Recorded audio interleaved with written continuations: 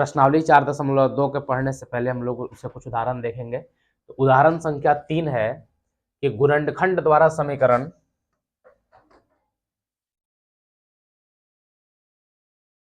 गुणनखंड द्वारा समीकरण 2x² minus 5x plus 3 बराबर 0 के मूल ज्ञात कीजिए।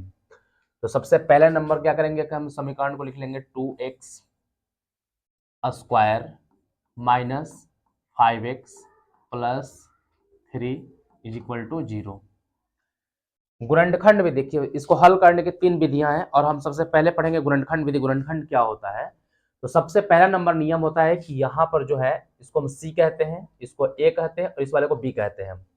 तो इन दोनों को गुना कराते हैं। x² के जो भी गुणांक में अंक होगा और यहाँ पर जो अचर पद होगा उन दोनों को हम गुना कराएंगे। तो 3 दूनी का 6 हो जाएगा। अब 6 को हम गुणनखंड ऐसे 2 भाग में तोड़ना है हमें। पहले क्या करेंगे कि इस 3 का और ये 2 का दोनों को गुना कराएंगे हम, 3 दूनी के 6 हो जाएगा। इसको 2 भाग में ऐसे तोड़ना है कि जोड़ने या घटाने पर ये बीच वाला टर्म आना चाहिए। तो हम यहाँ से 2 से निकालेंगे इसका, 2 और 3, 2 और 3 5 हो जाएगा। तो 2 में अगर हम 3 जोड़ेंगे तो 5 हो जाएगा। x लगाए तो यहाँ पे x लगा देंगे, लेकिन एक 5 के आगे माइनस लगा हुआ है। तो अगर माइनस के लिए हम इसको -2 में -3 जोड़ेंगे तो -5 हो जाएगा। तो हम क्या करेंगे, सबसे पहले लिखेंगे 2x² माइनस में 2x माइनस में 3x प्लस में 3 बराबर 0। यहां लिखने के बाद सबसे पहले हमको मिलाना होता है कि क्या हम सही इक्वेशन लिख पाए या नहीं। तो -2x और -3x को जोड़ेंगे तो -5x हो जाएगा। यह भी ध्यान रखा जाता है कि माइनस गुने माइनस यहाँ पर प्लस होना चाहिए, तो प्लस है भी हमारा। अगर कोई बच्चा अगर लिखना चाहे, इसको उलट के लिखना चाहे तो भी लिख सकता है इधर कि 2x² पहले मान लीजिए पहले लिख दिया -3x और माइनस यहाँ पर लिख दिया 2x plus 3 is equal to 0। उससे कोई अंतर नहीं पड़ता है। हम यहाँ से देखेंगे कि इन दोनों पार्ट में देखेंगे यहाँ से यहाँ तक क्या कॉमन है दोनों में। तो दोनों में 2 भी कॉमन है, इन दोनों में x भी कॉमन है। तो हम 2 बाहर निकाल लेंगे और दोनों में x है तो x भी हम बाहर निकाल लेंगे। यहाँ से 2 बाहर आ गया, 2 को x है उसमें से x एगो x बाहर आ गया तो बचेगा 1x माइनस 2 यहाँ से बाहर आ गया और x यहाँ से बाहर आ गया तो बचेगा 1, क्योंकि इसका पहाड़ा जो 2x का पहाड़ा एक बार पढ़ेंगे तभी 2x आएगा। यहाँ से अब क्या कॉमन निकाला जाएगा, तो यहाँ पे सबसे पहले आप क्या कर लीजिए कि -3x लिख लीजिए और बटा में यहाँ जो है उससे भाग कर दीजिए। तो x से x कट जाएगा, कितना बचेगा -3। आपको अब इसमें से कॉमन निकालना है, इन दोनों में से कॉमन निकालना है। इसको कॉमन निकालने के लिए -3 यहाँ से जब कॉमन निकालेंगे हम तो -3 निकल गया तो बचेगा सिर्फ हमारा x बचेगा।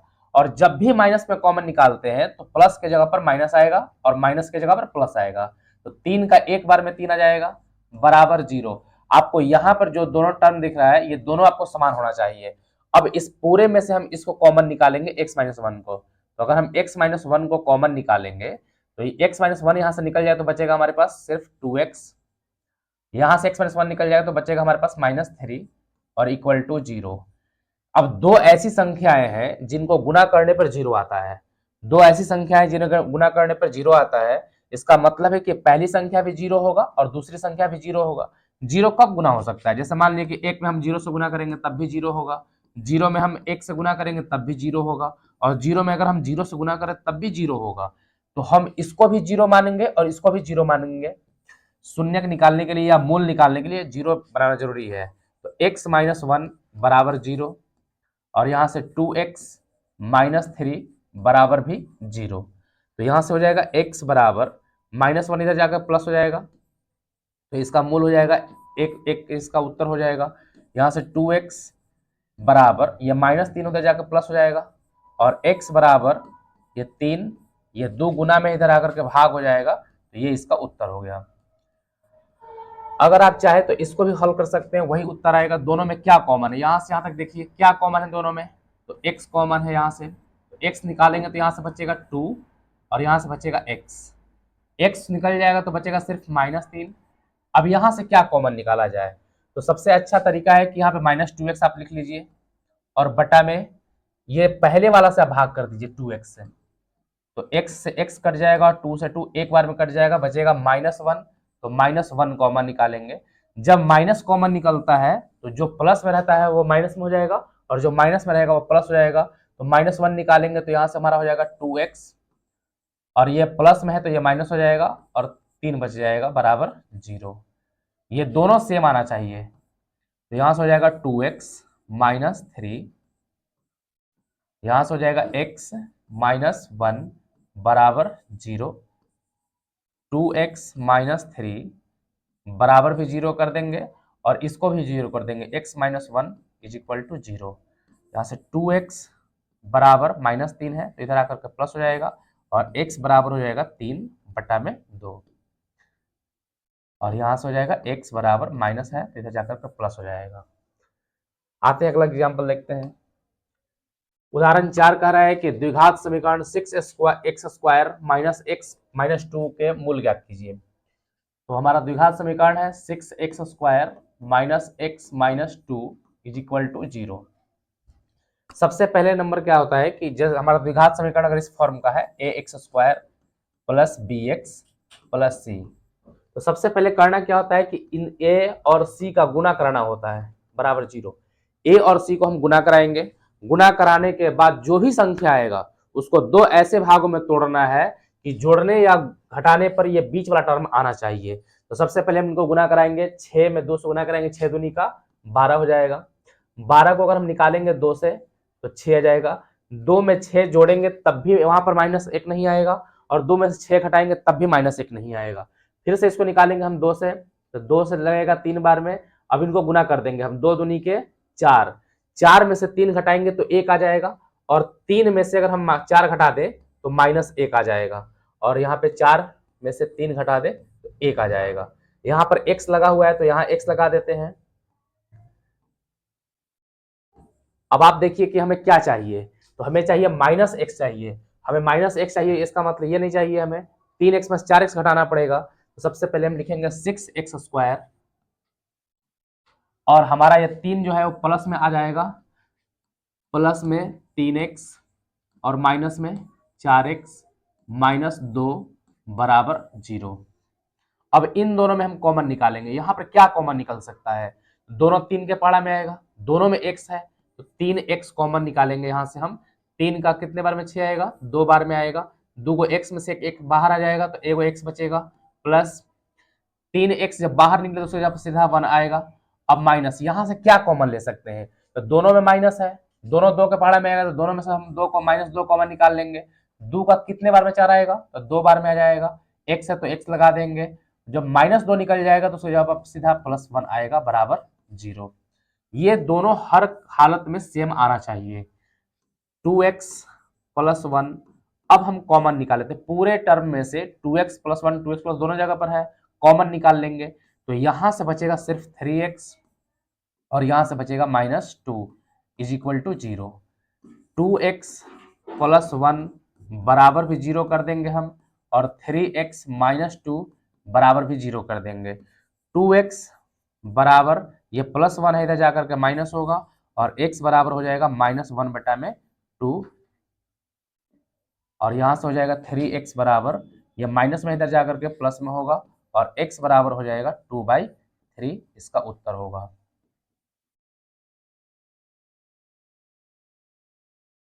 प्रश्न संख्या 5 है कि द्विघात समीकरण 3x² माइनस 2√6x प्लस 2 के मूल ज्ञात कीजिए। 3x² माइनस 2√6x प्लस 2 बराबर 0। हमें नियम पता है कि पहले 3 को और 2 को गुना कराना होगा, 3 दूनी का 6।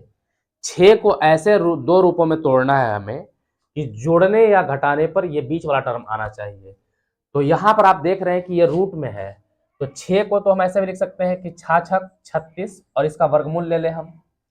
इसको हम ऐसे भी लिख सकते हैं कि √6 गुना √6, 2 भाग में टूट गया, और √6 में अगर हम √6 को अगर हम जोड़ दें तो यह हो जाएगा 2√6 हो जाएगा हमारा, और वहां x लगा भी है तो x लगा देंगे हम दोनों तरफ, और माइनस लगा तो सबके आगे माइनस कर देंगे, यानी कि -√6x में -√6x को हम घटाएं तो यहाँ पर हो जाएगा -2√6x हो जाएगा, जो बीच वाला टर्म हमारा मिल जा रहा है।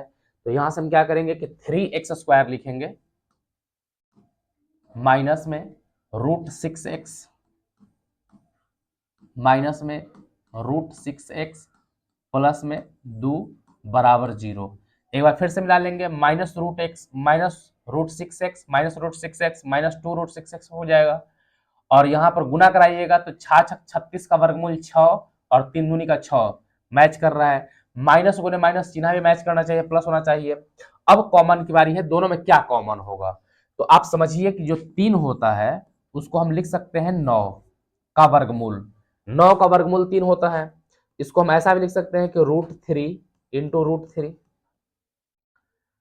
√6 को हम लिख सकते हैं कि √3 इंटू √2। तो आप देख सकते हैं कि एक 3 में 2 को √3 होता है और √6 में √3 गुणे √2 है। यानी कि इन दोनों में क्या कॉमन है, तो √3 कॉमन है। √3 कॉमन है दोनों में x कॉमन है तो x बाहर निकाल लेंगे। तो एक 3 में एक 3 है, उसमें 2 को √3 होता है। एक और 3 में से 2 को √3 है, एक √3 को बाहर निकालेंगे तो एक √3 बच जाएगा अभी अंदर, और 2 को x में से एक x बाहर निकाल लेंगे तो एक x बचेगा।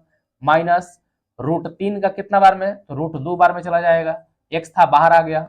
अब इसमें क्या कॉमन निकलेगा, तो √6 में √3 गुने √2 है। जैसे 3 में 2 को √3 होता है वैसे ही 2 में 2 को √2 होता है। √2 दूनी का 4 और 4 का वर्गमूल 2 होता है। तो यहां से इन दोनों में क्या कॉमन है, तो √2 कॉमन है। तो माइनस √2 हम कॉमन निकालेंगे, -2 से निकालेंगे तो यहां से हो जाएगा 2 तिहाई 6 यानी कि √3 होगा, x होगा। प्लस के जगह पर माइनस हो जाएगा क्योंकि माइनस कॉमन निकाले हैं, और 2 में 2 √2 होते हैं, एक √2 बाहर आ जाएगा तो √2 बचेगा बराबर 0। अब यहां से देखिए दोनों टर्म सेम आ गया है तो इनको हम कॉमन ले लेंगे, तो √3x माइनस √2 कॉमन लेंगे तो यहां से हो जाएगा √3x minus √2 is equal to 0। अब दोनों को हम इक्वल करेंगे, √3x माइनस √2 बराबर 0, और यहां से √3x minus √2 is equal to 0। √3x बराबर, ये माइनस है उधर जाकर प्लस हो जाएगा, और x बराबर हो जाएगा √2 बाई √3। ये गुना में जरा का भाग होगा, ये इसका उत्तर हो जाएगा।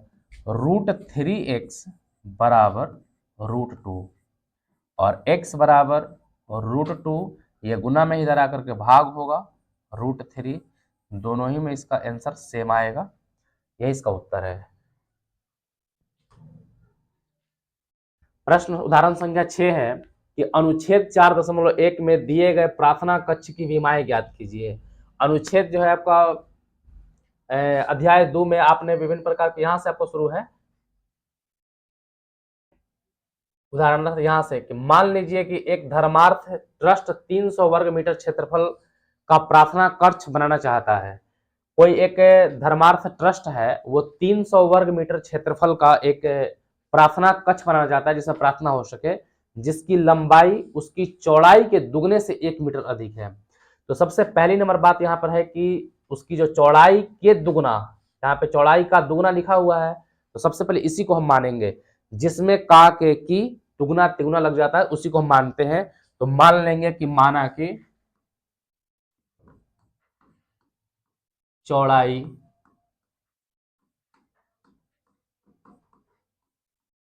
x मीटर है। अब लंबाई की बात कर ले हम,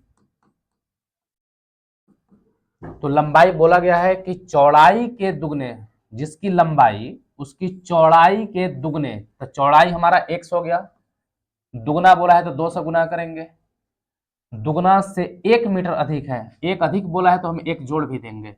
इसको सॉल्व करेंगे, हो जाएगा हमारा 2x प्लस 1 और ये हो जाएगा मीटर।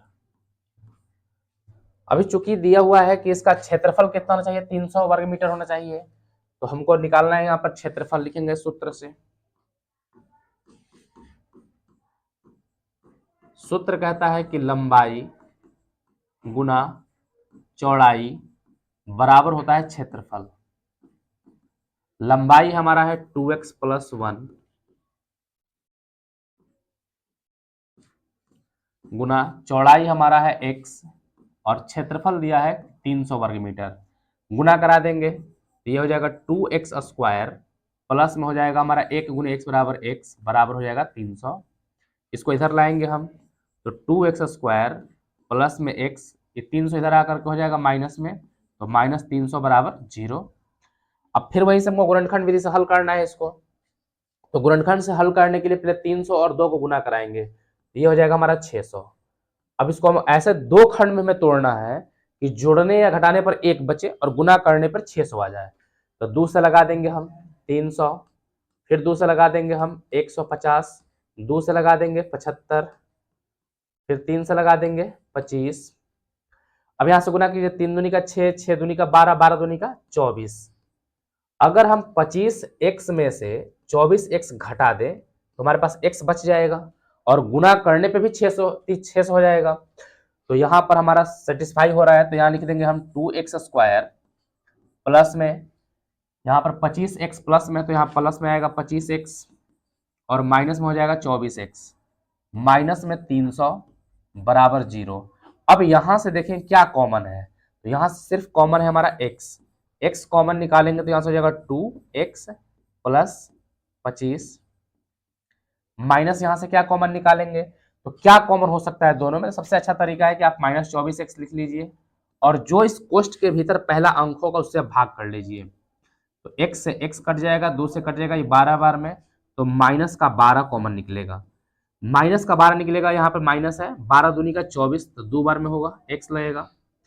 माइनस जब यहाँ पर है तो माइनस कॉमन निकालते तो माइनस जब प्लस होगा और प्लस के जगह पर माइनस होगा, चिन्ह बदल जाता है।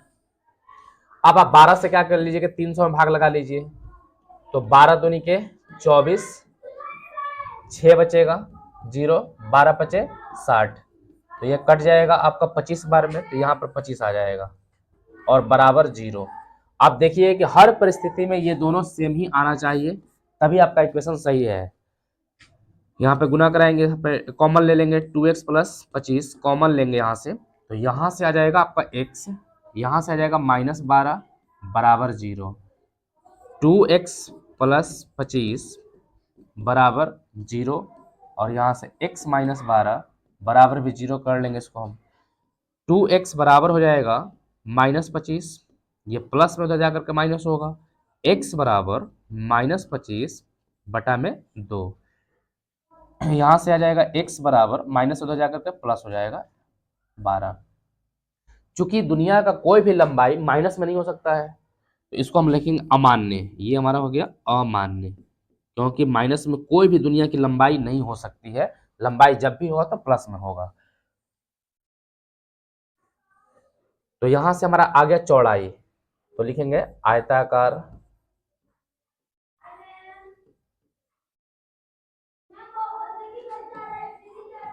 प्रार्थना कक्ष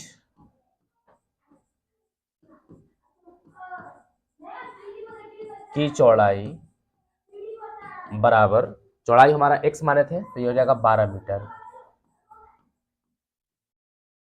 अब हमें लंबाई निकालनी है, तो लंबाई बराबर हो जाएगा, लंबाई क्या माने थे हमारा 2x प्लस 1 था, तो लिखेंगे 2x प्लस 1 बराबर 2 गुना 12 भर देंगे x का वैल्यू प्लस 1, तो ये हो जाएगा 12 दूनी के 24 और 1 जोड़ देंगे इसमें हम, ये हो जाएगा 25। तो यहाँ पर जो लंबाई हो जाएगा वो हो जाएगा हमारा 25 मीटर और जो चौड़ाई होगा वो हो जाएगा 12 मीटर और यही इसका उत्तर होगा।